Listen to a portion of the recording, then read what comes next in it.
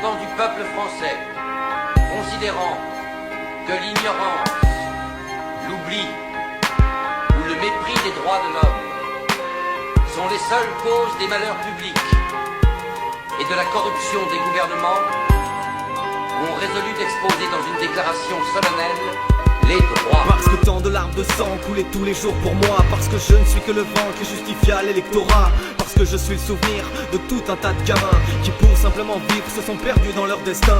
Ils se souviennent de moi quand la promenade a ses larcins, et que la chaîne à votre esprit les qualifiera toujours d'assassins. Je suis indispensable mais je ne sers à rien. Je suis marchand de sable, je disparais tous les matins.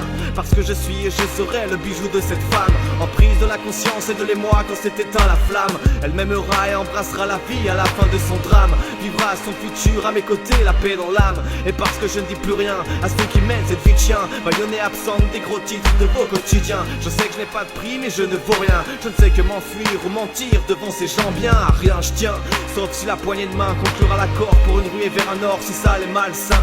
Entends bien que je ne suis plus le propre des humains, réduit en caste quand c'est leur propre chaîne qui me blesse les mains.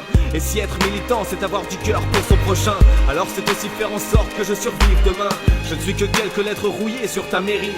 Redorer mon blason le temps de ce titre sera mon mérite. Entre le cri d'un peuple et l'écho qui le décuple, est née la liberté numéro une d'une devise à l'apparence de Trinité qui a trahi ses parents, ne visant pas plus loin que le fronton de monument. Entre le cri d'un peuple et l'écho qui le décuple, est née la liberté numéro une d'une devise à l'apparence de Trinité qui a trahi ses parents, ne visant pas plus loin que le fronton de monument. Elle, deuxième tiers de la devise, est l'objet d'une signature déclarée que vivant sous le même toit, tous les hommes seraient égaux par nature devant la loi. Et là naît le débat, liberté, égalité, comment joindre ces deux bouts quand ceux qui tout là-haut, affaiblis par leur ego, nous parlent d'emblée de France d'en bas. Elle est si bancale et pousse de travers car elle a pris racine sur un pouvoir vertical. Sur sa peau on a tatoué en gros le mot scandale, au service du MEDEF. Elle partage les bénéfices entre actionnaires et patronat, convertit les ouvriers en futurs SDF. Elle enveloppe les gosses de riches dans des draps de l'implant et développe ceux de la ZEC en futurs délinquants sans grande honnêteté. Elle manque de netteté, ou Jean ou Diawaté. Je sens de ces deux têtes le plan sera recruté. Immature, juvénile, de nature si vénale, un objet dans les orgies de ceux qui ont l'argent. Elle est le vice contraire à tout amour. Elle fait honneur à son prénom que le jour de notre mort on l'appelle égalité. Elle a beaucoup de vécu mais n'a jamais existé aux yeux de ceux qu'elle a déçus. On l'appelle égalité. Elle a beaucoup de vécu mais n'a jamais existé aux yeux de ceux qu'elle a déçus. Entre le cri d'un peuple et l'écho qui le décuple, est née l'égalité numéro 2 d'une devise à l'apparence de Trinité qui a trahi ses parents, ne visant pas plus loin que le fronton de monument.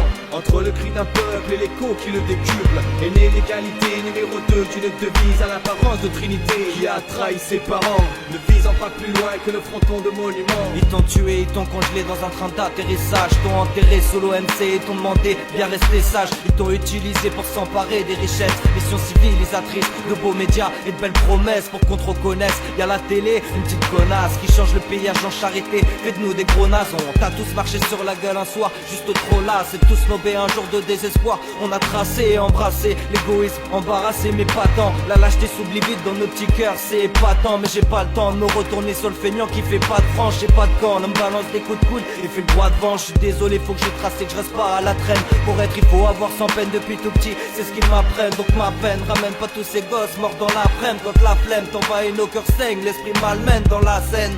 Ils t'ont noyé, dis-moi combien de fois ils aiment te filmer, te falsifier, juste quand vient le froid. Ils t'ont écrasé mais pas tué, l'espoir te tient. Je vois des frères et sœurs te réanimer sur leur chemin de 3 ou 300. Tu vois je connais pas 300 façon de vivre heureux sans toi. L'avenir ne devenir trop angoissant, même souillé, sali, violé, triste, immaculé de sang. Fraternité, je t'arracherai à leurs symboles indécents. Entre le cri d'un peuple et l'écho qui le décuple, est née fraternité numéro 3 d'une devise à l'apparence de Trinité qui a trahi ses parents, ne visant pas plus loin que le fronton de monument. Entre le cri d'un peuple et l'écho qui le décuple, est née fraternité numéro 3 d'une devise à l'apparence de Trinité qui a trahi ses parents, ne visant pas plus loin que le fronton de monument.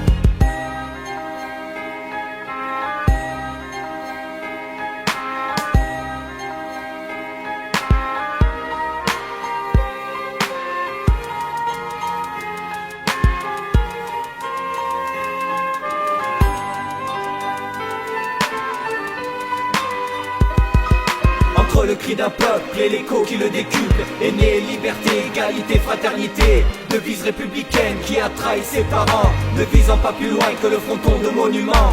Entre le cri d'un peuple et l'écho qui le décuple est né liberté, égalité, fraternité. Devise républicaine qui a trahi ses parents, ne visant pas plus loin que le fronton de monument.